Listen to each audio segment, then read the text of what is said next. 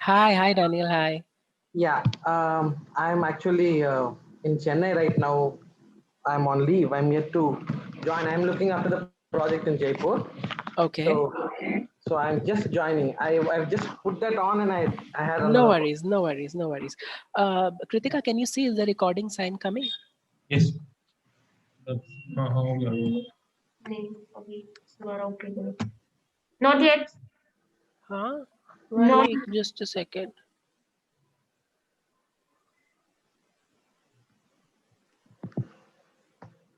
Yeah, but when it says that it is recording, you want to stop recording, you want to pause. That means it is recording. Okay so I think it's recording for me. Okay, great. Then it is I'm clear. having the Okay. recording. Don't worry. Thank you, Daniel. Thank you. या सो मैं अपने सवाल पे वापस जाऊंगा. किसी ने सुना है नॉलेज मैनेजमेंट के बारे में, और is anyone aware of it? If you not familiar with this term, that's completely okay. I will help you understand it. Kritika? Mute में है आप. Kritika, you're on mute. Sorry. it would be great if you share because we all are unaware about this. Okay, no worries. So knowledge management, yes, Daniel, you want to say something? I'll just tell you what I understand about what knowledge Please, management. yes. It is about the work that you do, that the knowledge that you the observation that you do on the field, information that you capture, and it is a way of storing that information so that it can be used during and after the project also for future. Perfect. You got it 99% right. So, but I will add the one more that was left. Yeah. Now, Daniel ने जो terms use करें वो थी observation, recording, capturing. तो अगर आप जो भी आप काम कर रहे हैं उसको आप record करना, उसे capture करना, उसे ठीक तरह से store करना, और मोस्ट इम्पॉर्टेंटली डिसेमिनेट करना. डिसेमिनेट मतलब लोगों के साथ शेयर करना. ये सब एक नॉलेज मैनेजमेंट के अंदर आता है. Now a large part of, अभी हम कैसे करते हैं, we do it through knowledge products. What are knowledge products? They are nothing but the documents that you create. जैसे आप रिपोर्ट्स बनाते हैं, जो असेसमेंट्स बनाते हैं, मान लीजिए किसी तरह के कोई टेम्पलेट बनाते हैं, कोई केस स्टडी बनाते हैं, ये सब नॉलेज प्रोडक्ट कहलाता है जिनके जरिए हम अपनी नॉलेज को कैप्चर करते हैं. ये नॉलेज प्रोडक्ट्स एक डॉक्यूमेंट्स का ही एक दूसरा सिनोनिम है. तो मैं अगर बार बार नॉलेज प्रोडक्ट्स बोलूँ इस ट्रेनिंग के दौरान, तो आप समझ लीजिए कि मैं डॉक्यूमेंट्स की बात कर रहा हूँ. ठीक है. अब मुझे ये जानना है कि आपकी टीम, कृतिका आपसे और आपकी जो आपके लोग, आपके साथ लोग बैठे हैं, उनसे कि आपके लिए किस तरह के नॉलेज प्रोडक्ट्स या डॉक्यूमेंट्स लिखते हैं या बनाते हैं. जैसे मैंने कहा एग्जाम्पल्स हो गए, रिपोर्ट्स, किसी तरह का ट्रेनिंग मैनुअल, आप किस तरह के बनाते हैं? So we prepare daily reports. Okay.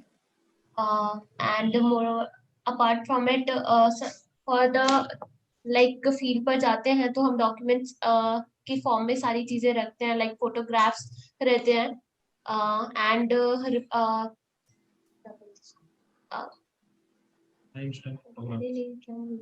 But I am glad आपने फोटोग्राफ्स का नाम लिया, बिकॉज उस पे एक सेक्शन है, उसमें मैं बात करूंगा. But yes, please continue.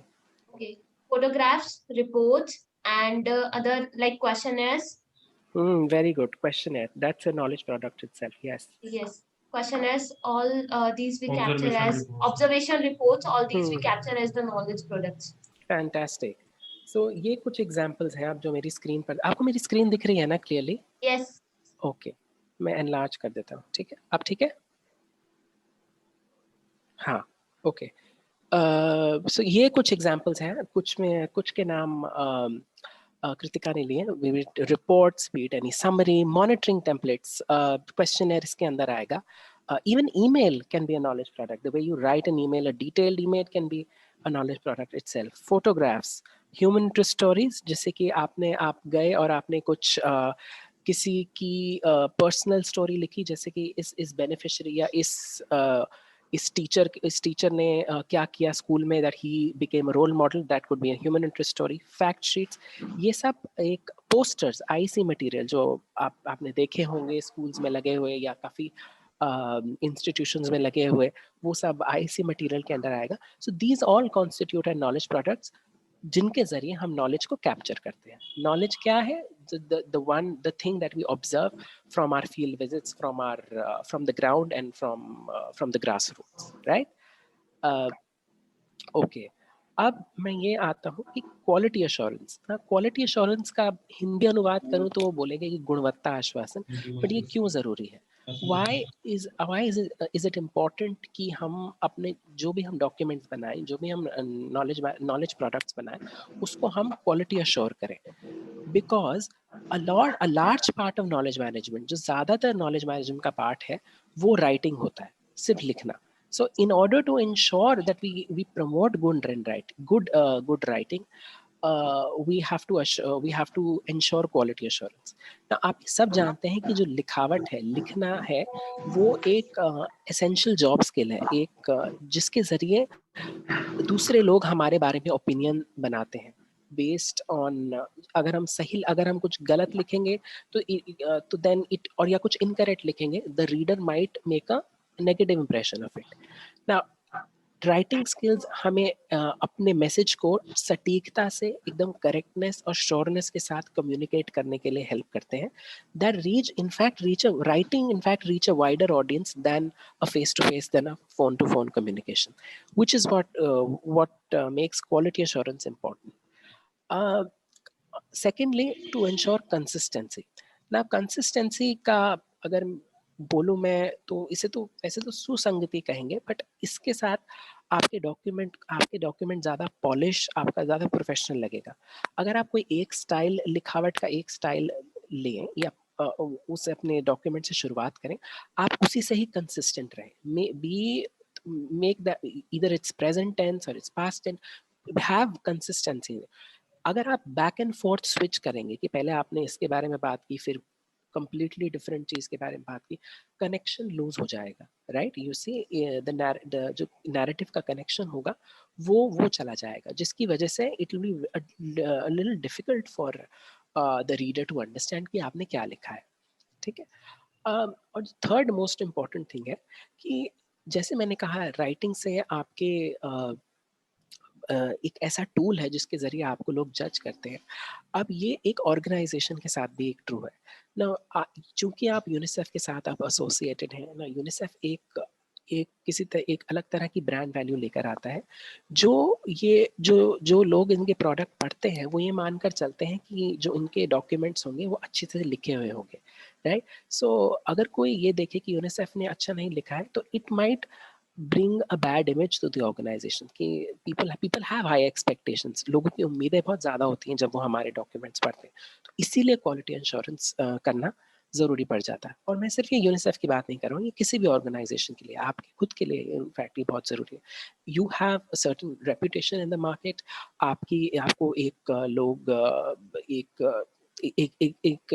ओहदे पे रखते हैं, तो जब भी आपकी लिखावट को पढ़ते हैं, तो उससे आपके सोचने के नज़रिए, आपके लिखने के नज़रिए को बहुत ज़्यादा जज करते हैं.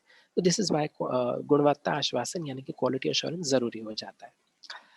Now how to build a case study.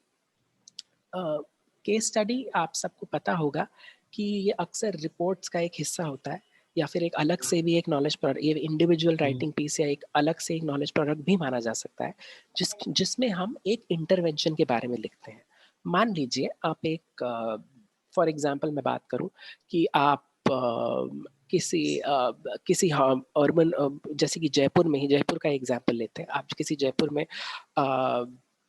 किसी हेल्थ फैसिलिटी में गए, जहाँ पे आपने देखा कि सारे wash that health facility is a success story, जहाँ पे आपने देखा कि सारे जो वॉश प्रोटोकॉल्स हैं वो सब फॉलो हो रहे हैं. वो हॉस्पिटल बहुत अच्छे से इन्फेक्शन प्रिवेंशन और कंट्रोल कर रहा है, यूनिसेफ और सीफार के हेल्प के जरिए. सो आप उसे कैसे डॉक्यूमेंट करेंगे? That will be in the form of a case study, a success story. Now imagine, अगर आप किसी फील्ड में जा रहे हैं, अपने आप को एक पत्रकार के शूज में डाल के देखें 1 मिनट के लिए. आपको, जो भी पत्रकार होता है, वो जाने से पहले कुछ सवाल अपने लिख बैठता है कि मैं जाऊंगा तो मुझे क्या पूछना है, किसके बारे में इंक्वायर करना है. So if you are, let's say, again I will take an example. अगर आप कोई अर्बन एरिया, कोई रूरल एरिया में कोई हेल्थ फैसिलिटी जाते हैं या कोई स्कूल या आंगनवाड़ी जाते हैं, जो कि मान लीजिए आपकी ये सक्सेस स्टोरी हो सकती है कि उस स्कूल या उस हेल्थ फैसिलिटी ने 5 स्टार रेटिंग अपना ली है स्वच्छ विद्यालय पुरस्कार के अंडर। आप सबको पता तो होगा ये स्वच्छ विद्यालय पुरस्कार। Am I correct Kritika? Does your team know about it और you want me to explain? Yes, ma'am. Yes, perfect. Yes, sir. तो मान लीजिए उस स्कूल या उस हेल्थ फैसिलिटी या उस आंगनवाड़ी ने स्वच्छ विद्यालय पुरस्कार या कायाकल्प के अंदर बहुत अच्छी रेटिंग पाई है एंड आपको भेजा गया है ओके जाइए उसके बारे में लिखिए। तो क्या क्या कुछ सवाल होंगे आप अपने साथ में लेकर जाएंगे? वो हो सकते हैं आप किस चीज को इन्वेस्टिगेट करेंगे। दे कुड बी कि अभी क्या सिचुएशन है वहां पे, इससे पहले क्या थी, how did it improve, what how UNICEF and CFAR came together to make sure कि जो सारे वॉश प्रोटोकॉल्स हैं, जो सारे वॉश के हाइजीन के स्टैंडर्ड्स हैं कोविड में या कोविड से पहले, वो कैसे सारे नियंत्रण किए जा रहे हैं या कैसे उनका पालन किया जा रहा है। ये और अगर आप अगर मान लीजिए आप अर्बन एरिया के बारे में लिख रहे हैं, जो मुझे पता है आप अर्बन वॉश में आप काफ़ी काम कर रहे हैं, if you right in the context of urban, तो आप ये भी लिख सकते हैं कि अर्बन पॉपुलेशंस कैसे अगर एक्सपैंड होती जा रही है तो उस हॉस्पिटल का क्या रोल है in terms of protection of Covid और प्रिवेंटिंग इन्फेक्शन ऑफ कोविड, और ये कैसे इनइक्वालिटीज़ को एड्रेस कर रहा है।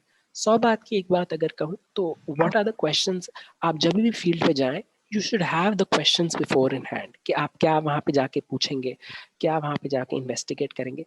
उन सब क्वेश्चंस को वीव करके को एक साथ मिला के then you can build a case study. The answers of that question जो आपको जवाब मिलेंगे उनके बेसिस पे you can form a case study. आप जो स्क्रीन पे देख रहे हैं ये कुछ सवालों के एग्जाम्पल हैं जो आप पूछ सकते हैं, कि जैसे मैंने कहा कि क्या सिचुएशन है, पहले क्या थी, ऑप्शंस क्या है। ऑप्शंस ये होने चाहिए कि maybe CFAR और UNICEF trained वहाँ के जो health workers हैं on infection prevention and control or on WASH protocol. These could be the on what did I do, what is the next step, how do we take it forward. मान लीजिए हमने एक facility तो 5 star rating मिल गई है, but बाकी facilities का क्या हम स्केल अप करेंगे, what is a way forward.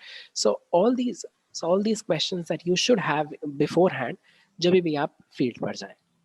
Kritika, जो आपके साथ लोग बैठे, अगर वो आपके पीछे जो लोग बैठे उन्हें कुछ समझ में ना आए तो प्लीज मुझे उस समय रोक लें, I will explain it again. Okay, thank you.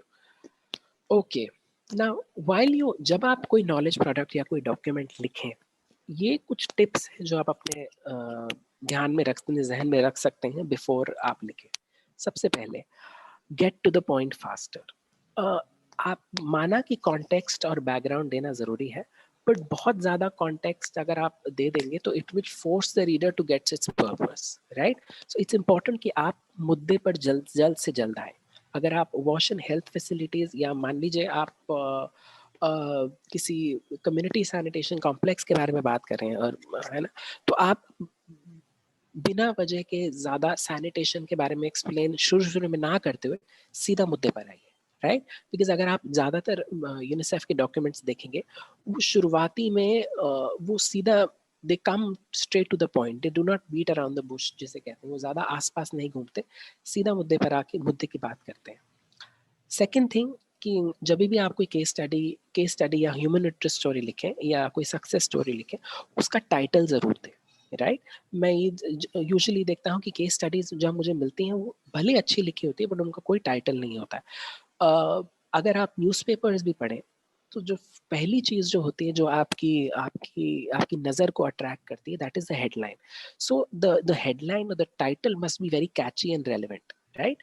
And हो सके तो it should be all encompassing का मतलब कि अगर आप मान लीजिए इस हेल्थ फैसिलिटी का एग्जांपल लेता हूँ कि अगर इसने 5 स्टार रेटिंग अचीव कर ली है, तो आपकी ये हेडलाइन हो सकती है like 17 schools in Jaipur achieve highest rating in कायाकल्प, फॉर एग्जाम्पल। सो इसमें ये पूरी हेडलाइन है, ये मुझे हेडलाइन को पढ़ के मुझे समझ में आ गया कि आपकी केस स्टडी किसके बारे में बात करेगी। ये हेल्थ फैसिलिटी के बारे में बात करेगी, ये कायाकल्प के बारे में बात करेगी, ये जयपुर के ऊपर है, राइट? जो 3 इंपॉर्टेंट एलिमेंट्स हैं वो इसके टाइटल में आ चुके हैं. नो योर ऑडियंस सबसे इंपॉर्टेंट. नाउ जब भी आप लिखना शुरू करें, सबसे पहला सवाल अपने से ये पूछे कि इसकी ऑडियंस क्या कौन होगी, इसे कौन पढ़ेगा. जब आप इसका इस सवाल का जवाब आपको मिल जाएगा, तभी आपकी 30% प्रॉब्लम सॉल्व हो जाएगी. इन द सेंस कि जब आप मान लीजिए अगर आप जिस ऑडियंस के लिए लिखते हैं, आप जिस ऑडियंस को ध्यान में रखकर लिखेंगे, उससे काफ़ी क्लैरिटी मिलेगी. फॉर एग्जाम्पल, अगर आप किसी फॉर्मल या आपने किसी सुपरवाइजर या आपने किसी डोनर को लिख रहे हैं, तो वो जो लैंग्वेज होगी, वो टोन होगी, that will be very formal. Unlike if you write to a friend or a family or a text to your friend, अगर आप कोई व्हाट्सएप लिखें, तो उसमें जो लैंग्वेज होगी बहुत ही इनफॉर्मल होगी. You should know who your audience is, right? Spell out technical language. Now मैं अक्सर ये देखता हूँ, जितनी भी मैं केस स्टडीज एडिट करता हूँ या रिपोर्ट्स में एडिट करता हूँ, उसमें एब्रीविएशंस बहुत सारी होती हैं, राइट? जैसे कि we did TOT on OK, right? We did a training of trainers on operation कायाकल्प. वो expand your write full sentences. क्योंकि अक्सर होता है, मान लीजिए कोई एक्सटर्नल रीडर आपकी रिपोर्ट पढ़े या आपके काम को पढ़े, या हमारी यूनिसेफ में खुद ही इतने सारे सेक्शंस हैं, कोई चाइल्ड प्रोटेक्शन पे काम कर रहा है, कोई हेल्थ में काम कर रहा है, वो ये पढ़े, उन्हें शायद ये वॉश रिलेटेड टर्म समझ में नहीं आए. तो इट्स बेटर है बगैर उनके इंटेलेक्ट को चैलेंज करते हुए आप सीधा बता दें, you expand in full terms that we आप जैसे कि आप पूरे अपने टर्म्स को एक्सपैंड करें. Do not make unrealistic claims और स्टेटमेंट. अक्सर रिपोर्ट्स या के स्टडीज में ये बात सामने आती है कि जो लिख रहा है वो बहुत ही जो लिखा हुआ है वो ज्यादा ही, वो क्या कोई बनावटी या कोई कोई कुछ अनरियलिस्टिक, कुछ ऐसी चीज नहीं है जो होना जिसका होना इम्पॉसिबल है. जैसे कि मैं एक एग्जांपल आप सबके साथ शेयर करूंगा कि मैं अभी हाल ही में एक रिपोर्ट पढ़ रहा था. उसमें लिखा था कि इंग्लिश में, मैं पहले इंग्लिश में बोलूँगा कि a group of women after receiving a training on MHM felt truly empowered and emboldened to talk about it, right? मतलब इसका ये कि MHM मेंस्ट्रुअल हाइजीन की ट्रेनिंग के बाद जो वुमेन थी, उनका बहुत ज़्यादा सशक्तिकरण हुआ और वो खुद एकदम से बोलने लगी. ठीक है, ये बात ये अच्छी बात है अगर ये सच है, बट अगर आप ये देखें कि सिर्फ एक ट्रेनिंग के बाद कोई इतना चेंज आ जाए, तो that may sound a little unrealistic, that may sound a little कि अच्छा ऐसा कैसे, it didn't establish a full link. So before आप कोई ऐसे अनरियलिस्टिक स्टेटमेंट्स लिखें, उससे पहले आप उसका डेटा सोर्स जरूर लिखें कि अच्छा आपने यहाँ से डेटा लिया है. ये बात साइटेशंस के लिए भी है. अगर आप डेटा दें जैसे कि 80% ऑफ वॉश फैसिलिटी और 80% of anganwadis and schools in Barmer district are have hand washing facilities for example, तो अगर ये डेटा आपने लिया, इसका सोर्स जरूर दें कि आप ब्रैकेट्स में दे दें, चाहे कि WHO रिपोर्ट या फिर कोई यूनिसेफ की रिपोर्ट से आपने लिया है, तो please do take that as well. Lastly, there's a mantra that I prescribe to everyone कि सबसे पहले लिखें, first write, then revise, then edit, again rewrite and then proofread. I'll repeat, ये जो 5-step mantra है, जब भी आप लिखेंगे always follow. You can write it down right now. First write, then revise, पहले लिखें, फिर उसे revise करें आपने क्या लिखा है, फिर एडिट करें. जब आप एडिट करेंगे तब you will definitely rewrite a few things, because when आप अपने डॉक्यूमेंट को किसी दूसरे अप्रोच के साथ पढ़ेंगे. And before you send it to anyone, proofread it कि अगर कोई टाइपो नहीं हो गया है, कोई स्पेलिंग एरर नहीं हो गया है. And as there's a very popular saying that practice makes everyone's perfect. Even I make mistakes when I write something. So as you practice constantly, you will improve on this skill. And writing एक ऐसा skill है which over time and over practice can be improved very well, right? Okay. Before I move on, yes. आप सब समझ में आ रहा है?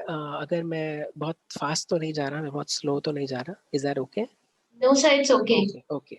Now, Kritika and Daniel and everyone, this is a paragraph जो कि मैंने एक रिपोर्ट से लिया है. इसमें मुझे कुछ एरर्स लगते हैं.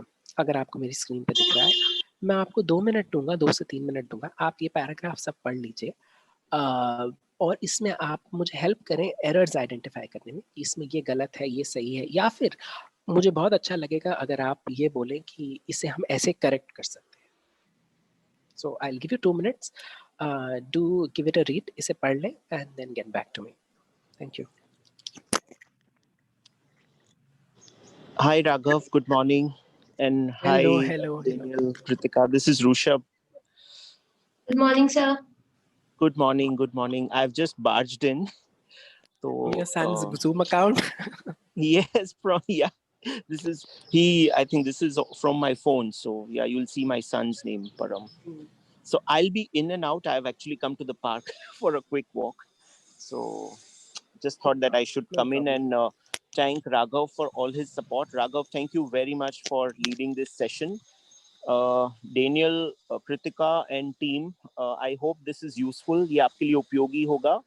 हमारे जो प्रोसेस डॉक्यूमेंटेशन है, हम जो भी साथ में काम कर रहे हैं उसके लिए, तो please feel free to share. ये हमारे दूसरे पार्टनर्स और हमारी टीम के लिए भी सेशन 2 महीने पहले हो चुका था, करीब 3 महीने पहले, और वो काफी उपयोगी लगा था सबको. और आई कैन सी कि कुछ पॉजिटिव चेंजेस आए हैं डॉक्यूमेंटेशन में और प्रोसेस डॉक्यूमेंटेशन और नॉलेज मैनेजमेंट को कैप्चर करने में. तो आई होप कि आप लोग भी इससे बेनिफिट होंगे अभी के लिए और बाद के लिए भी. तो feel free to ask questions. कोई डाउट्स हो तो आप प्लीज क्लैरिफाई करिएगा. Raghav has been an extremely supportive colleague in our UNICEF Delhi team. So make the best use of this opportunity. Thank you so much, sir. Yeah. Raghav, please continue with your session. I just thought I should come in and step in. Oh. Yeah. Okay. हाँ जी, तो Kritika I'm in for some time. माने मैं उसको mute करके Okay, okay. I'll No be worries, on no for worries. some time, but I'll log off in a No while. worries, Okay. no worries.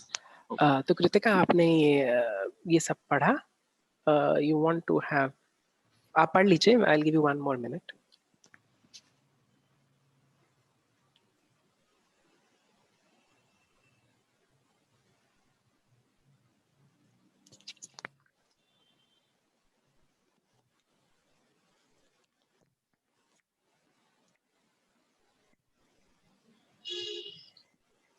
Yes.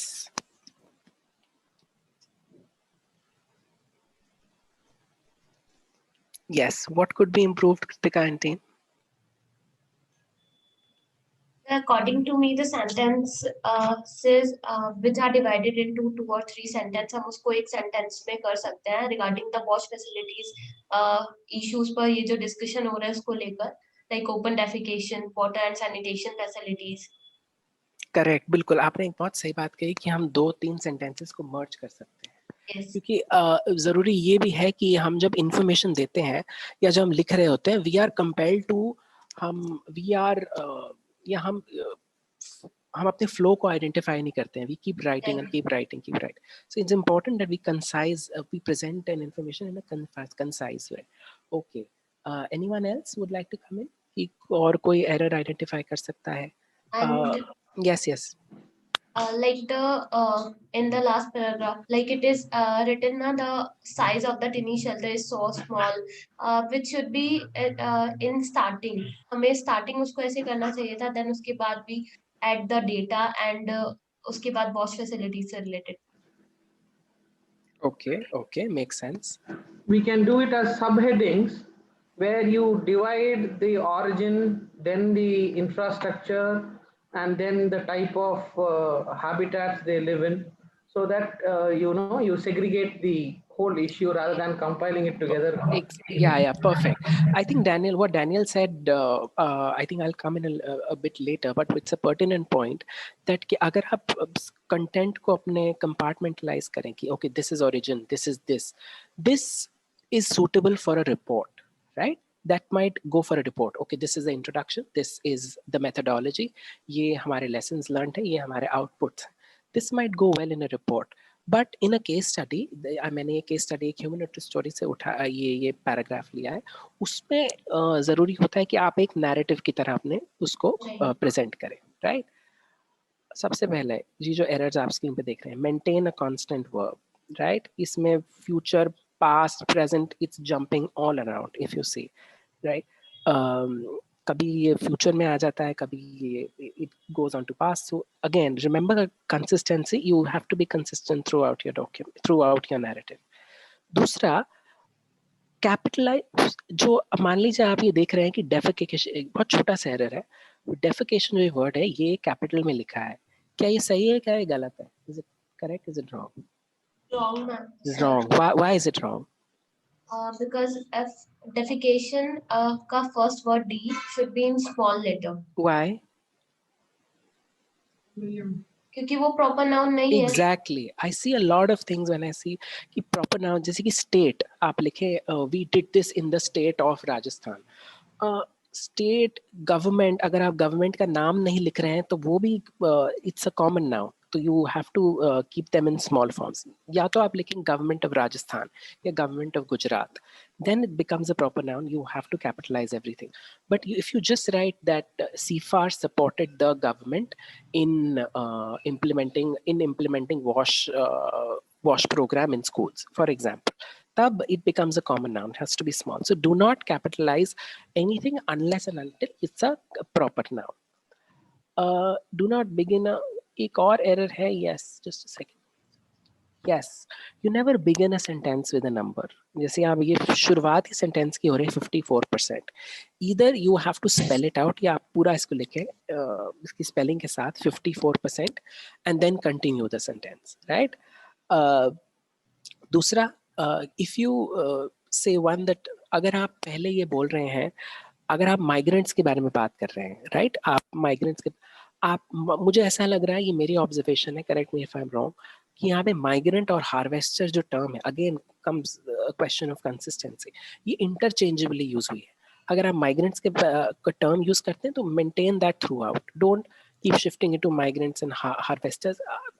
In my opinion, in this paragraph, it's been used interchangeably. But कहने का मतलब ये है, कोई एक term आप, कोई एक टर्मिनोलॉजी, कोई एक टर्म आप ले लें, उसी के साथ आप आगे बने रहें. इसी के साथ I will give you another example which is quite small. Yeah, you can see this on screen. आपको दिख रहा है स्क्रीन पे पूरा? कृतिका, ये पूरा स्क्रीन पे दिख रहा है? ये जो दूसरा एग्जांपल है, और हाफ पार्ट दिख रहे हैं. Okay, just a second.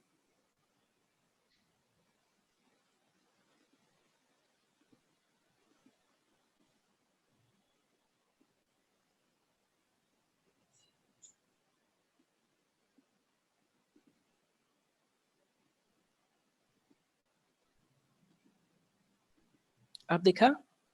Yes sir. हाँ जी, तो ये पैराग्राफ पढ़ें. अब कृतिका, आपने मुझे एक बात बोली थी शुरुआत में कि सेंटेंसेस को कैसे, इसमें बहुत सारे सेंटेंसेस हैं, उनको हम 2-3 सेंटेंसेस को हम एक में कर सकते हैं. इसमें वो देखिए, इसमें क्या इशू है, इसमें क्या वो रिपीट हो रही है? I mean, can you identify what I am trying to think? ये CSC के बारे में है, कम्युनिटी सैनिटरी कॉम्प्लेक्सेस, जिसके बारे में आजकल बहुत चर्चा है, both urban and rural areas में. ये आप सबको पता होगा, ये मिनिस्ट्री ऑफ जल शक्ति ने ये मुहिम चलाई थी कि वो कम्युनिटी सैनिटरी कॉम्प्लेक्सेस को कंस्ट्रक्शन के लिए कंस्ट्रक्ट करवाएंगे, जो माइग्रेंट वर्कर्स हैं, जो कोविड के चलते अपने घर वापस आ रहे थे, उनको एम्प्लॉयमेंट देंगे, गरीब मुक्त भारत के अभियान. ये कॉन्टेक्स्ट है. उसी केस स्टडी से मैंने ये पैराग्राफ लिया था. आप ये पढ़ लें और उसमें बताएं इसमें क्या प्रॉब्लम्स हैं, क्या इश्यूज हैं, क्या एरर्स हैं.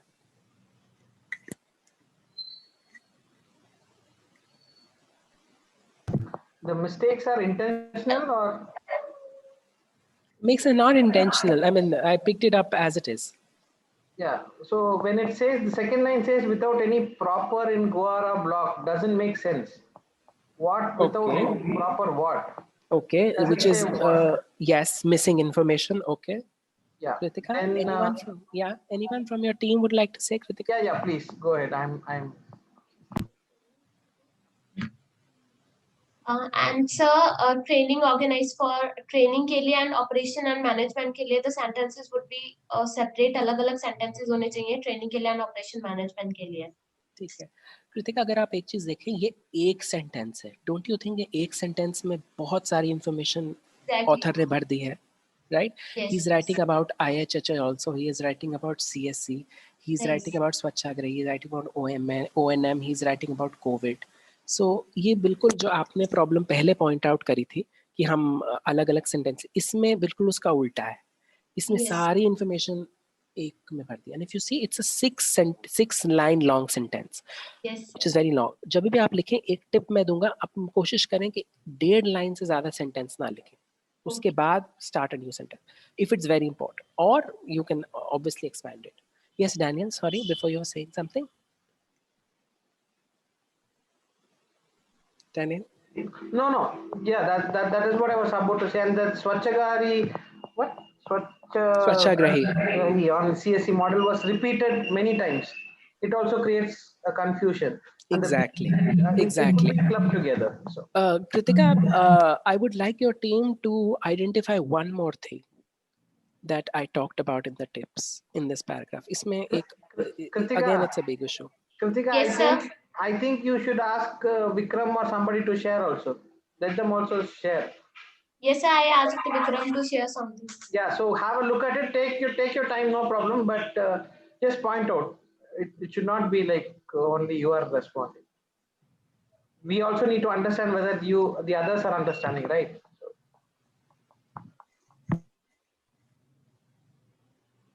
अगर मैं आप सबको एक हिंट दूं तो मैंने जब मैं टिप्स ले रहा था उसके बारे में बात करी थी. हाँ जी. ये टिप्स को लेकर ही, मतलब इसमें एब्रिविएशंस के लिए था कि हमें yes. So one thing is about the abbreviation, and the second one to avoid long sentences, and it is already a long sentence, so these two must be avoided. Makes sense, because if you see, if someone from a non-wash professional या जिसको wash के बारे में knowledge नहीं है, वो ये पढ़ेगा, he would never understand what is a IHHL, what is a CSC. Also, I want to ask one of your team members, would Swachhagrahi is that a proper noun or a common noun? Swachhagrahi is common noun or proper noun? Would that be capital or not capital? I just wanted to ask. So proper noun. Okay. मेरे हिसाब से please आप सोचते हैं, मैं कहूँगा ये common noun है क्योंकि ये एक ऑक्यूपेशन का नाम है, right? If you right a teacher, अगर मैं टीचर लिखूं तो टीचर को टी कैपिटल नहीं लिखूं. इट्स स्वच्छाग्रही is an occupation, and which is why I think it should be, मेरे हिसाब से it should be a common noun, should not be capitalized. जैसे मैं जल सहियाज लिखूं या स्वच्छाग्रही लिखूं या जल सुरक्षक लिखूं, वो सब एक कॉमन नाउन है. उनको प्लूरल में कर दूं तो बिल्कुल ही कॉमन नाउन बन जाता है. तो that's why you should not capitalise it. Yes, first time introducing abbreviations, जैसे कृतिका और की टीम ने पॉइंट आउट किया, watch out for run-on sentences. इसको बोलते हैं run-on sentences, when we have too much of information compiled in one sentence, right? Hi Raghav, I'm stepping in again while the team is working on the exercise. Yeah. Is it all right to talk now? Yeah, please. Okay. Raghav, while we have already discussed the background, of the need for this session, and the structure that you have really worked out very well. To give you a very, very broad background, this, as you know, is a engagement with CFAR on wash in urban slums. It's a 5-month engagement ending in March, and process documentation is one of the key areas of deliverable, and also we expect them to document all the processes and work that has been carried out in as a part of this partnership The first part is looking into assessments, which is WASH assessments in health centers, schools, Anganwadi centers, and community sanitary complexes. Second is a community processes wherein they go from facility to household and in slum pockets, where they'll be interacting with women group, men, children, identify qualitative aspects on WASH. So the idea was every facility will lead them to 10 households and they will observe certain things will be visual observation, certain things will be based on interaction. This qualitative and the quantitative assessment would be put together to form a report which generates an evidence for us to take it to the government. So this is what we have been in discussion, and we expecting from CFAR. And then are going to be few installations, because this is a COVID solidarity fund. So we also have a certain amount dedicated to hand wash stations at critical locations and incinerators in facilities. So this is work that is ongoing. And all of this is to be put together in form of a process document and a report. So today's session, we hope that, while they learn the basics, I hope that the CFAR team also benefits from the session in terms of how to put the structure together, what are going to be the finer nuances, how this documentation will be useful. As a part of this, I've already shared few Rajasthan WASH documents with the team for their reference. So this is a background for you to take this discussion and discourse forward. Yes. Even the report structures that I will discuss in the next segment of this workshop will be from Rajasthan only, right? Yeah, sorry, I wasn't able to hear you. Yeah. I'm saying that even the report structures that I will discuss with them in the next segment of this workshop, which is in the next few minutes, I will bring up the examples of Rajasthan reports. Sure. How to the idea is, and this is also for the CFAR team, Daniel, Kritika, and other team members. आप please ये ध्यान में रखिएगा कि please keep in mind that how do we plan to put this process documentation together, so that if you have any doubts, at least we begin this thinking process now. I'm sure there'll be more thoughts and more ideas coming as we start doing it. So I'm sure we will come back to you, Raghav and Swati, for your support, remote support. But please keep this at back of your mind, so that, we have a very robust structure and a flexible structure which allows us to document some things which we will be able to then advocate with government as an evidence base. Sure.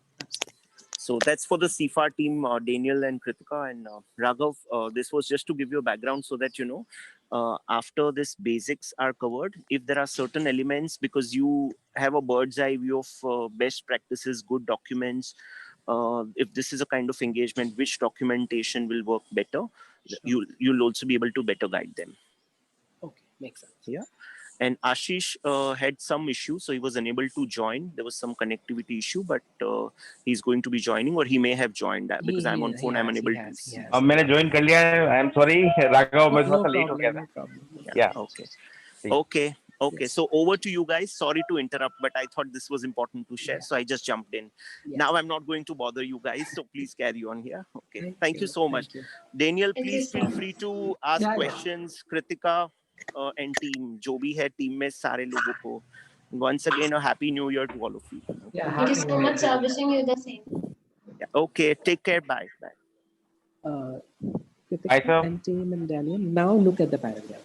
Now it has been made into sentences. Raghav, एक request था actually team के, थोड़ा सा आप इनको, मैंने आपको पहले बताया था, थोड़ा हिंदी में रख, हिंदी यूज कीजिएगा ताकि सबको क्लियर हो जाए अच्छे से. Okay please. अब आप सेंटेंस देखें कृतिका, ये अब फुल स्टॉप्स, ये अब रन ऑन सेंटेंस नहीं है. ये ऐसा नहीं है कि बहुत सारी इंफॉर्मेशन एक साथ दे दी है. इट इज, जैसे आपने बोला था कि इट इज डिवाइडेड इनटू 2 या 3 वाक्यों में डिवाइडेड है, और सारे जो एब्रीविएशंस थे वो एक्सपेंडेड है. नाउ क्या अब आपको इजीली समझ में आ रहा है, और स्टिल आपको दिक्कत हो रही है समझने में?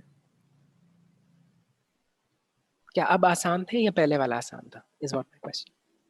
अब बहुत इजी है. सी राइट. आप पहली लाइन में आपने कॉन्टेक्स्ट दे दिया कि CSC क्या होते हैं. फिर आपने ये भी बताया कि कि इंटरवेंशन में हम क्या कर रहे हैं, हम सोशली एक्सक्लूडेड कम्युनिटीज़ को इंक्लूड कर रहे हैं। 20 आप देख रहे हैं कि बार बार बिहेवियर चेंज की वहाँ पे सिनोनिम्स यूज़ हुए थे, यहाँ पे हमने एक्सपैंड करके लिखा है। एंड स्वच्छाग्रही से कैसे ये ओरिएंटेशन उनके हेल्प कर रही है उसके बारे में भी लिखा है। यू सी, ज़्यादा फ़र्क सिर्फ ये है कि इसको ये सही सेंटेंसेस में डिवाइडेड है और वो एक रन ऑन एक बहुत ही कॉम्प्लिकेटेड सेंटेंस था। So this is what I wanted to bring forward. Coming up next, I hope आप सब समझ में आ रहा है। इफ किसी को नहीं आ रहा है तो प्लीज़ मुझे उसी टाइम रोक दे। आई विल मैं दोबारा एक्सप्लेन कर दूंगा। Clear. Okay okay, yes. Now इस वर्कशॉप के बाद मैं आप सबको कुछ आई शुड से कुछ ऐसे गाइडलाइंस भेजूंगा जो यूनिसेफ की तरफ से हैं, जो आपको मदद कर सकती है कि how to improve your writing, अपनी राइटिंग को कैसे इम्प्रूव करें। ये जो मैंने बोला, ये छोटी छोटी चीज़ें हैं, जैसे कि अगर हम यूनिसेफ में हैंड वॉशिंग को हम एक, मैंने छोटा सा एग्जांपल लिया है, एक सिंगल टर्म की तरह लिखते हैं। मैं काफ़ी सारे डॉक्यूमेंट्स पढ़ता हूँ जिसमें हैंड वॉशिंग अलग अलग टर्म्स लिखा होता है, but in UNICEF and we follow the WHO, हम WHO के जो रेकमेंड टर्मिनोलॉजीज हैं उनको फॉलो करते हैं और हम हैंड वॉशिंग को एक तरीके से लिखते हैं। कोविड-19 को भी मैं काफ़ी इसके वर्जन पढ़ता हूँ, कभी कोरोना लिखा होता है, कभी कोरोना डिजीज लिखा होता है, there are various versions of it. The correct way of writing is COVID with a hyphen and 19. So ये ऐसी छोटी छोटी चीज़ें कि आप अपने डॉक्यूमेंट में कैसे शब्दों को करेक्ट कर सकते हैं कि क्या मैं आपको इस ईमेल, ऐसे भी इस प्रेजेंटेशन में अटैच्ड है, ये जो आप टॉप राइट कॉर्नर में देख रहे हैं, बट तभी मैं आपको इस ईमेल के जरिए सब कुछ भेज दूंगा। एक ह्यूमन स्टोरी टेम्पलेट आप देख रहे हैं, ये इधर है। अगर आपको कोई केस स्टडी या कोई जैसे मैंने बोला किसी की पर्सनल स्टोरी आपको कैप्चर करनी है, तो किस तरह से करनी है, किस फॉर्मेट में करनी है, वो भी ये गिवन है, तो आपके लिए काफ़ी आसान हो जाएगा। जब भी आप नेक्स्ट टाइम फील्ड पे जाएं, आपके पास कोई ह्यूमैनिटी स्टोरी हो कैप्चर करने के लिए, आप इसका भी एक टेम्पलेट ले जाएं या इससे भी वो सवाल चुन लें। You remember the questions that I was talking about, कि आप जब कोई फील्ड में जाएं, यू शुड हैव आपके पास एक सेट ऑफ क्वेश्चंस होना चाहिए दैट यू गोना आस्क जो बेनिफिशियरीज को आप पूछेंगे। तो वो क्वेश्चंस कौन से होंगे, वो इस टेम्पलेट में सब लिखे हुए हैं। I will share it with you. Coming next, just to recap, random capitalisations को अवॉइड करें, एक्रोनिम्स को हमेशा स्पेल करें, omission of articles, again articles आप सबने आई एम श्योर स्कूल में काफ़ी बार पढ़े होंगे, बट जब यूज़ करने पे आते हैं we usually tend to make mistakes in its, कि ए एंड द कब यूज़ होता है, जैसे कि हम द UN लिखते हैं, एन एजेंसी लिखते हैं। जैसे हम प्रोग्राम के बारे में बात करते हैं, वो जैसे सिंगुलर एक चीज़ के बारे में है तो उसके हमने अ लगाते हैं। छोटी छोटी बातें, but that can help you. I am sure ये सब आपको पता होंगे, that can help you little polish your document, right? Okay, now before you draft a case study, ये मैं चाहूँगा कि जब भी आप लिखने जाएं, जो भी आपके टीम में डॉक्यूमेंटेशन को सपोर्ट करते हैं, वो स्पेशली अपने वर्क स्टेशन पे इस स्लाइड को, इसका प्रिंट लेके प्लीज़ लगा लें, दिस गोना बी इम्पोर्टेंट। इससे पहले आपकी केस स्टडी लिखें, क्या उसके इंग्रेडिएंट्स होने चाहिए, क्या उसके कंटेंट होने चाहिए, क्या आपके केस स्टडी में होना चाहिए। सबसे पहला बैकग्राउंड इंट्रोडक्शन, आप किस बारे में लिख रहे हैं। अगर आप जैसे कि मैंने CSCs के बारे में लिख रहे हैं या किसी अर्बन वॉश इनिशिएटिव के बारे में लिख रहे हैं, उसका पहले बैकग्राउंड ज़रूर दीजिए। इतना, but do remember, do not beat around the bush. जैसे मैंने कहा, आप सीधे यूनिसेफ की स्टोरीज अगर आप पढ़ेंगे तो उनकी खासियत ये होती है कि वो सीधा मुद्दे पे आती हैं, this come straight to the point, जैसे मैंने कहा था पहले आपसे। तो बैकग्राउंड इंट्रोडक्शन दें, बट बहुत ज़्यादा ना दें। Secondly, problem statement and challenges, आप किसके बारे में लिख रहे हैं। जैसे मैंने पहले एग्जांपल दिया, अगर आप किसी अर्बन वॉश हेल्थ फैसिलिटी के बारे में लिख रहे हैं, जो जहाँ पे वॉश स्टैंडर्ड्स फॉलो नहीं हो रहे थे, प्रोटोकॉल्स फॉलो नहीं हो रहे थे, उसके बारे में लिख रहे हैं, तो आप इनकी प्रॉब्लम स्टेटमेंट बताइए कि वहाँ पे क्या चैलेंजेस है। मान लीजिए, this is where you will give data कि 70% of health facilities in Jaipur did not follow wash protocols during COVID, for example. This is where you'll give data to, again, to back your जितने भी आप statements दें, you will back them up with citations here. तीसरा कि UNICEF का कहाँ role आता है ना. अक्सर मैं जब केस स्टडीज पढ़ता हूँ तो उसमें सब कुछ होता है, बट ये नहीं लिखा होता है कि यूनिसेफ और पार्टनर ने क्या किया उसको रिजॉल्व करने के लिए, उसे ओवरकम करने के लिए. Then it should be what is your UNICEF's role, that कि आपने कोई असेसमेंट, कोई गैप असेसमेंट किया, या फिर आपने कोई बिहेवियर चेंज कम्युनिकेशन के जरिए आपने उससे उस इंटरवेंशन को आगे बढ़ाया. what is UNICEF's role, that should also be clearly defined. ये चार questions that they need you to answer. What, how, when and where.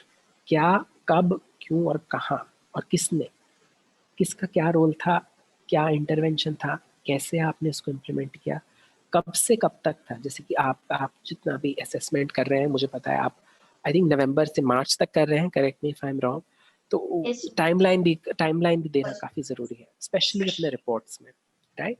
और गवर्नमेंट का क्या रोल था, पार्टनर्स का, जहाँ पे आपकी बारी आती है, वेयर हाउ डिड सीफार के एक्सपर्टीज के जरिए, सीफार के कंट्रीब्यूशन के जरिए ये इंटरवेंशन को कैसे आया बढ़े. That should also be mentioned. Immediate outputs. Okay, मेरा एक सवाल है आप सबसे, आप सबको आउटपुट और आउटकम में फर्क पता है? बहुत ही थिन लाइन ऑफ डिफरेंस है, बहुत ही माइन्यूट डिफरेंस है, आउटपुट और आउटकम. कृतिका, आपकी टीम में से कोई बताना चाहेगा? Output and outcome. ये आपके रिपोर्ट्स में काफी काम आएगा जब आप रिपोर्ट्स लिख रहे होंगे, असेसमेंट रिपोर्ट्स. जाहिर से तो आउटपुट तब मिलता है जब अपन किसी पर्टिकुलर कमांड के बाद में कोई रिजल्ट एक्सपेक्ट करते हैं, तो वो आउटपुट होता है. मतलब प्रोसेस ऑलरेडी चल रहा है, अपन उसके अंदर अपने इंस्ट्रक्शंस डाल रहे हैं, तो जो रिजल्ट आ रहा है उसको अपन आउटपुट बोलते हैं. और आउटकम होता है कि मतलब अपन ने कुछ काम किया, उसकी फ्यूचरिस्टिक जो पूरे करके आ रहे हैं रिजल्ट्स एक तरीके से, तो दैट्स आउटकम. यस, एब्सोल्युटली, आपने बिल्कुल सही बोला है. Output is always in the short run, outcome is in the long run. एक उदाहरण मैं दूंगा कि मान लीजिए कि जल शक्ति अभियान के तहत राजस्थान में 700 टंकास बनवाए गए, ठीक है, ये हो गए आपके आउटपुट, आपने ये करा. This is the immediate in the short term what you did.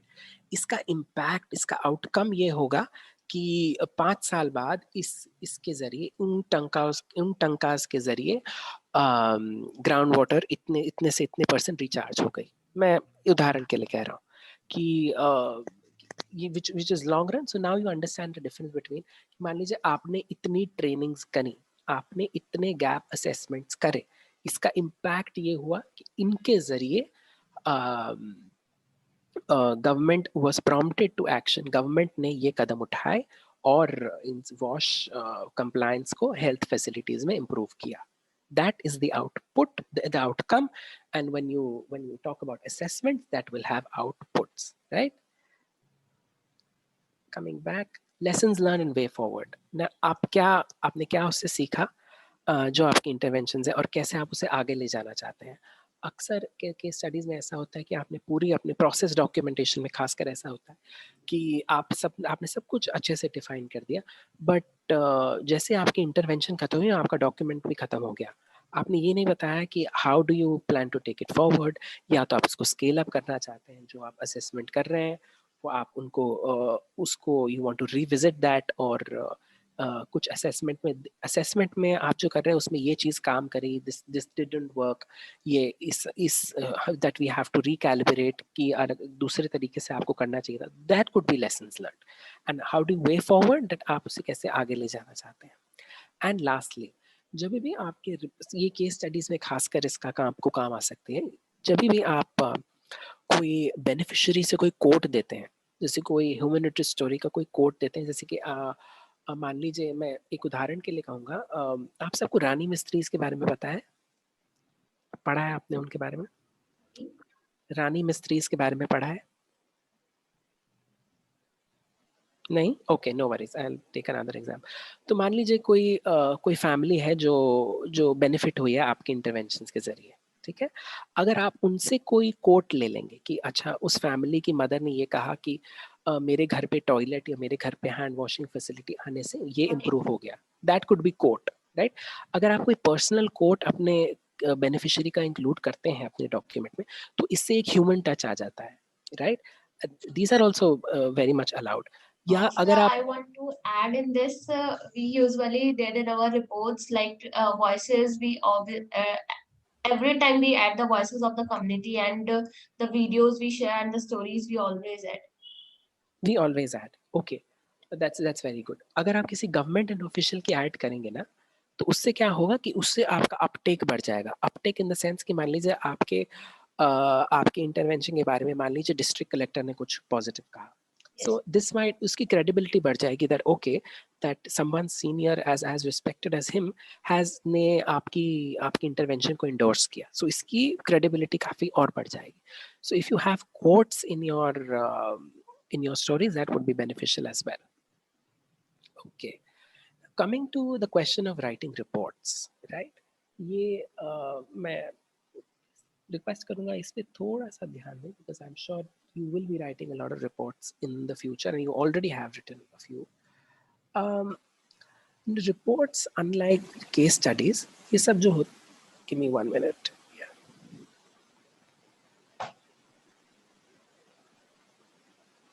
Yes, reports unlike case studies या जो ह्यूमैनिटी स्टोरी आप लिखते हैं, ये एक बहुत ही स्ट्रक्चर्ड डॉक्यूमेंट है जिसमें जिसका मकसद ये होता है कि जो आपने इंटरवेंशन, जो आपने काम किया है, जो आपने असेसमेंट किया है, उसकी फाइंडिंग्स और रिकमेंडेशंस को बताए, ठीक है। नाउ कीवर्ड्स ये है कि आपके एक स्ट्रक्चर, जैसे कि डैनियल ने कहा कि आप उसको it is divided into segments. पहले इंट्रोडक्शन आएगा, फिर मेथडोलॉजी आएगी, फिर आपने कैसे आउटपुट्स आएंगे, आपने क्या अचीव किया, फिर how will that translate to outcomes, आपके क्या लेसन्स लर्न होंगे। So it has a proper structure, it has proper sections, right. और दूसरा इम्पोर्टेंट कि इसकी ऑडियंस कौन होगी। आपको सबसे पहला ये सवाल जब आप रिपोर्ट्स लिख रहे होंगे, आपको पहले पूछना है इसकी ऑडियंस कौन होगी। क्या इसकी ऑडियंस डोनर होगी जो आपको फंड कर रहा है? जो फंड कर रहा है उसके लिए अगर आप लिखेंगे तो आपको ये जानना जरूरी है, आपको ये देखना जरूरी है, वो ये जानना चाहेगा कि वो जो पैसा इन्वेस्ट कर रहा है वो कैसे यूज हो रहा है। जाहिर सी बात है, अगर आप यूनिसेफ के लिए लिख रहे हैं तो वो ये जानना चाहेंगे कि जो यूनिसेफ काम कर रहा है, how is that being reported, how is that, वो कैसे ग्राउंड पे ट्रांसलेट हो रहा है, ठीक है। So you have to know the audience. अगर आप मान लीजिए कोई अपनी पर्सनल रिपोर्ट लिखते हैं, कोई फील्ड विजिट रिपोर्ट लिखते हैं जो आप अपने सुपरवाइजर को दिख रहे हैं, तो उसका वो और सुपरवाइजर, आपका जो सुपरवाइजर है वो ये देखना चाहेगा कि okay what did the person do on his field, उसने क्या ऑब्जर्व किया। सो जब आप ऑडियंस डिसाइड कर लेते हैं, उसी अकॉर्डिंगली आप लिखावट का तरीका और नैरेटिव भी डिसाइड कर लेते हैं। दूसरी बात, रिपोर्ट्स जो होती हैं जो हमेशा थर्ड पर्सन में लिखे जाते हैं, ये आप सबको ही पता होगा। इसमें आई, फर्स्ट पर्सन प्रोनाउन जैसे कि आई, मी, माई सेल्फ, ये सब यूज नहीं होते। It's always in third person. For example आप ये नहीं लिखते कि I carried out this research using qualitative methods, it should be the research was carried out using qualitative methods. Very, very direct and very crisp.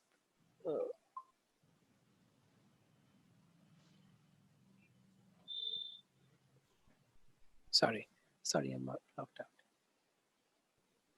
हाँ, दूसरी बात, जब आप मैं अपनी पहली बात से जोड़ना चाहूँगा कि इसमें ओपिनियंस नहीं देते हैं रिपोर्ट्स में, ठीक है। कि आप ये कह रहे हैं कि अच्छा this intervention, this assessment did not work, ये आपका ओपिनियन है, आप ऐसे ओपिनियंस नहीं देते। रादर आप ये कह सकते हैं कि ये काफ़ी चैलेंजेस थे जिनके कारण ये इंटरवेंशन इम्प्रूव हो सकती है। बात आप सेम ही कह रहे हैं, उसको कहने का तरीका थोड़ा सा डिफरेंट है। Make it very third person, very direct, right. Also referencing जो होती है रिपोर्ट में, जैसे कि रिपोर्ट में आप देखेंगे कि रिपोर्ट्स यूजुअली काफ़ी बड़ी होती हैं, तो उसमें नेविगेशन भी ज़रूरी होता है। आप उनके टेबल ऑफ कंटेंट ज़रूर बनाएं, उनको सेक्शन से हाइपरलिंक ज़रूर करें, so that a person can jump into the relevant section. वो सिर्फ अगर आपके recommendations पढ़ना चाहे तो he doesn't have to read all through what you have written and then go down. Everything should be hyperlinked and connected in the document itself, right? और आखिर में वही whenever you write you always proofread. अब एक बहुत ही formal style use कीजिए. It has to. हम यूजुअली जब लिखते हैं तब कोशिश कर ऐसा हो जाता है कि फ्लो में हम कोलोकियल भाषा भी बड़ी लिख देते हैं, जैसे कि हम जैसे बोलते हैं वैसे ही लिख देते हैं, राइट. सो ये रिपोर्ट्स में अवॉइड करें, ठीक है, because it's a very formal document, right. Okay, ये कुछ उदाहरण हैं, ये मैं आपके सामने दिखा रहा हूँ. ये राइट लेफ्ट साइड पे जो आप देख रहे हैं, ये राजस्थान ने एक अपने जल शक्ति अभियान के, आई एम श्योर आप सबने इसके बारे में सुना होगा, लास्ट ईयर ही हुआ था, उसकी एक रिपोर्ट बनाई थी.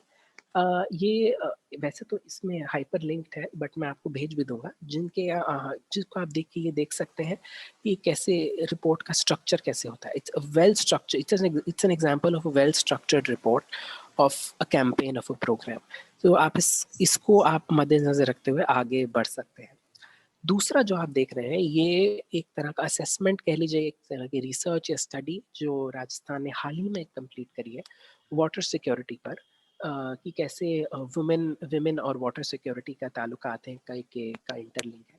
तो कैसे असेसमेंट को, किसी क्वालिटेटिव और क्वांटिटेटिव असेसमेंट को जो आप कहते हैं कैसे प्रेजेंट करना है, उसका ये बढ़िया एग्जांपल है. तो मैं ये आपको इस प्रेजेंटेशन, इस वर्कशॉप के बाद भेज दूंगा, जो आप रेफर कर सकते हैं for future use. Okay, now talking about convergence. Now convergence, ये शब्द यूनिसेफ में काफ़ी यूज़ होता है, कि हम ये कहते हैं कि जब आप किसी चीज़ के बारे में लिखें, ये ज़्यादातर मैं केस स्टडीज़ की बात कर रहा हूँ, जब भी आप किसी चीज़ के बारे में लिखें, सो एक ही मुद्दे तक सीमित ना रखें. फॉर एग्जाम्पल, अगर आप आंगनबाड़ी के बारे में लिख रहे हैं, आप वॉश आंगनबाड़ी के बारे में लिख रहे हैं कि वॉश फैसिलिटीज़ प्रोवाइड की गई आंगनबाड़ी से, जिससे बच्चों की हेल्थ इम्प्रूव, बच्चों की हाइजीन हैबिट्स इम्प्रूव हो गई. ना चूंकि वो बात आंगनबाड़ी की है, anganwadis are known as centres for nutrition. Poshan Abhiyaan के तहत आंगनबाड़ीज का जिक्र काफ़ी आता है. तो आपके वॉश इंटरवेंशन प्रोवाइड करने से न्यूट्रिशन पे क्या असर, बच्चों के न्यूट्रिशन पे क्या असर पड़ा. You establish a link between. आप उनसे, कन्वर्जन्स का मतलब कुछ नहीं है, इट्स जस्ट अबाउट कि आप कैसे तार जोड़ते हैं एक से दूसरे थीम से. आप वॉश के बारे में बात करते हैं, आपके पास ये पूरी छूट है कि आप अगर आंगनबाड़ी की बात करें तो आप न्यूट्रिशन या पोषण के बारे में बात करें. अगर आप अर्बन वॉश के जरिए आप जिसके बारे में आप काफ़ी लिखेंगे, तो आप ये भी इनइक्वालिटी के बारे में कैसे बात कर सकते हैं, कि कैसे एक अर्बन एरियाज में जो सर्विसेज होती हैं, they are unequally distributed, right. Again health, अगर आप हेल्थ फैसिलिटीज़ के बारे में के बारे में लिख रहे हैं, you have a lot of opportunity to write about other health interventions also. जैसे कि राजस्थान ने अभी जेंडर के ऊपर लिखा, अब मैंने आपको एग्जांपल दिया. But all in all, what does UNICEF want? To keep children at the center of the narratives.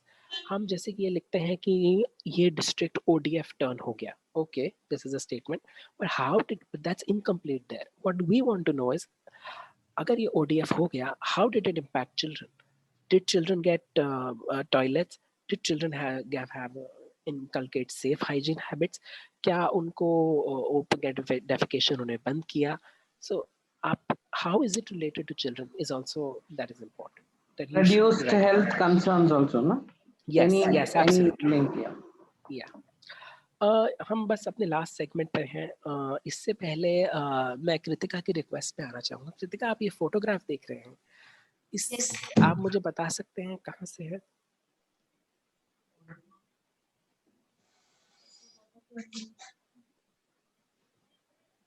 So water plant. ये कहाँ से है और कब की है? Do you know anything about it? Because there is no caption. Perfect, there is no caption. So जब भी आप फोटो लिखें, या आप सबको मैं बता दूं, अपनी इमेजेस को कैप्शन जरूर करें. ये यूनिसेफ रिपोर्ट्स में या केस स्टडीज में काफी सीरियसली लिया जाता है कि आप जो भी अपनी फोटोग्राफ दें, उनके नीचे कैप्शन जरूर दें कि किस बारे में है, what is a person doing in it. और जब भी कोई आप फोटोग्राफ क्लिक करें, ये एक तरह का हमारा हम एक कायदा है जो हम यूनिसेफ फॉलो करते हैं. किसी बेनिफिशियरी की फोटोग्राफ क्लिक करें, मान लीजिए जो एक फैमिली है या कोई बच्चा है जिसके घर में टॉयलेट आ गया, I want to click that photograph, उनका कंसेंट जरूर ले लें. उनकी रजामंदी ज़रूर ले लें, बी थ्रू अ फॉर्म। अगर आप आजकल तो ऐसा है कि हम फॉर्म के ज़रिए नहीं ले सकते बिकॉज ट्रैवल रिस्ट्रिक्शन हो गया था, तो हम उनसे व्हाट्सएप पे भी ले सकते हैं कंसेंट। वो ये पर्सन ये कह सकता है कि okay I give consent to UNICEF to use my photograph, वो सिर्फ ये लिख के आपको व्हाट्सएप पे भेज सकता है। That is also offered as consent. Taking consent is also what if In every activity, we always sign a consent form from perfect. I just wanted to reinforce that. Yes. Okay. Another thing is ये knowledge management में काफ़ी underrated है, काफ़ी मतलब इसे काफ़ी कम practice किया जाता है। आप अपनी फाइल्स को नेम कैसे करते हैं? जब भी आप किसी को कुछ भेजते हैं, द फाइल जितनी भी उसमें अच्छा कंटेंट हो, उस फाइल का नाम बहुत ही अजीब तरीके से सेव्ड होता है, the copy of this and this, download of this and this. Make sure that the files that you name, ये knowledge में जैसे डैनियल ने कहा था, knowledge storing is also a part of knowledge management. knowledge को store करना, उसे archive करना भी एक ज़रूरी step है। तो अपनी फाइल्स को कैसे नेम करते हैं? आपकी फाइल के नेम में क्या होना चाहिए? डेट होनी चाहिए, ये मैंने डेट लिखी है, ये हम यूनिसेफ में थोड़ा ये वाला स्टाइल फॉर्मेट फॉलो करते हैं, विच इज़ पहले ईयर आता है, फिर month, then date. We received 20, which means the document is from 8th June and 2020. The subject क्या है वो? Training manual for Swachhagrahis, and in bracket where is it from? Is it from Rajasthan or any or state, or you can even write the language. If it's in a regional language, then you also write the language in Hindi. So this is how you name your files, so that it's easiest for us to locate. And you can follow this principle in your organization as well. When you anyone जो documentation देख रहा हो, वो ये steps आपको recommend कर सकता है. Yes, I have now reached the end of my presentation. Before I open the floor for questions, आप सबके सवाल होंगे, and I hope so. Please उन्हें सामने लाइए. I will be happy to answer them. So you are not audible. Yes. So I have almost come to the end. मैं आखिर में आ गया हूँ प्रेजेंटेशन के, बिल्कुल टाइम पे हमने ख़त्म करी, थैंक्स टू यू। उससे पहले जब हम रैप करें, आपके कोई सवाल है, आपके कोई रिफ्लेक्शंस हैं, anything you want me to repeat, कुछ समझ में नहीं आया, कृतिका अपनी टीम से पूछ सकते हैं, मैं रिपीट कर दूंगा। Raghav, I just want to make a small statement. Hello, can I? Yes, can I please. Yes. Yeah. See, I understand the whole thing was very useful because it exactly helps how to capture those information into the report format and how it will be used. That way, it is very useful, and this is also very useful for people who write in English as well as in Hindi. It will give them orientation on how it is done. But if you could give some on how probing is done, when you go and collect details, how probing should be done, that will help the field team workers, because they are more into the initial data collection phase than the reporting. So something on how to collect information for a case study, something like that would be very useful for them if you could give them a few. Okay. तो Daniel ये कह रहे हैं कि आप field investigators जो field में जाते हैं, वो सवाल कैसे पूछें, ठीक है, आप इन्वेस्टिगेट कैसे करें कि किसके बारे में वो लिखना चाह रहे हैं। ये मैंने अपनी प्रेजेंटेशन के पहले बारे में बताया था कि before you go to the, आप पहले अपनी फील्ड में जाएं, have questions ready in your hand. Of course वो जब आप फील्ड में जाएंगे, उनमें से कुछ चेंजेस आएंगे, आप कुछ और ऑब्जर्व करेंगे, आप कुछ और देखेंगे, but do have questions in hand such as कि how was the situation before, how did it turn after, UNICEF या सीफार के हेल्प के इंटरवेंशन के जरिए वो कैसे चेंज हुआ। You have to capture the change, right. And when you try to, जब भी आप किसी बेनिफिशियरी को इंटरव्यू करें, अगेन उससे कंसेंट ले लें, और सवाल आप ना, ये इंटरवेंशन पे ये बहुत डिपेंड करता है। जैसे कि मैं एक एग्जांपल ये दूंगा कि okay now you remember the human interest story template that I was talking about, जो मैं अभी इस प्रेजेंटेशन के बाद भेजूंगा डैनियल, उसमें the questions are mentioned that what should you ask to a beneficiary, कि क्या कि आपके बेनिफिशियरी जो आपका केस स्टडी कैप्चर करने के क्या सवाल होने चाहिए, वो सब एक टेम्पलेट में अभी आपको इसके बाद भेजूंगा, उसमें सब 1-to-1 कैप्चर्ड है और एक फॉर्मेट गिवन है. सो अगर फील्ड इन्वेस्टिगेटर्स वो फॉलो करें, सो it would help them streamlining the process कि अच्छा ये ऐसे हुआ फिर ये ऐसे हुआ. They could weave a narrative out of it, if that answers your question. Yeah, thank you. Please share those formats. Yes, That yes, would be of yes. great use. Thanks. Anything else, Kritika? उनको कुछ पूछना तो you can ask. Anything not clear, you can clarify with him right away. No, sir, everything is clear, and I'm thankful to you, sir, for the very valuable and informative session. Okay, thank you then. Thank you everyone. And now my task is to मेरा task ये है कि अब मैं सबको जो मैंने promise किया है, ये कुछ टेम्पलेट्स, कुछ डॉक्यूमेंट्स आप सबको भेजूं जो आपको मदद कर सके on how to improve your writing skills, और साथ में इस प्रेजेंटेशन की रिकॉर्डिंग जो which I will send very soon. And thank you, and hope to have a next session on assessments very soon. Thank you so much, and a happy new year once again to the whole team. Raghav, thank you. एक minute बस. Yes, please. Kritika, Daniel, आप अपनी team से पूछ लीजिए, उनको सबको समझ में आ गया. कोई चीज समझ में आ गया या मैं रिपीट भी कर सकता हूँ? कोई चीज अगर कोई पूछना है, कृतिका पूछ लीजिए प्लीज. आप अपनी टीम से पूछ लीजिए. किसी को कुछ भी इसमें करेक्शन मतलब कुछ समझ में नहीं आया है तो अभी वापस से अपन बात कर सकते हैं राघव जी से. Yes, sir, for sure. सब क्लियर है? Everything is clear, sir.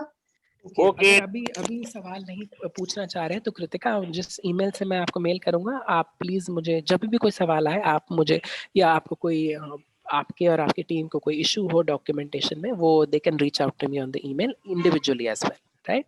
And I will be happy to help. Okay, thank you so much. Thank you Ashish ji. Thank you. Thank you Raghav. Okay, thank you team. Bye. Okay, Thank you, Raghav. Bye. Thank you, Ashish. Thank Thank you. you. Thank you so much. Thank you Daniel. Okay, Thank you. Bye.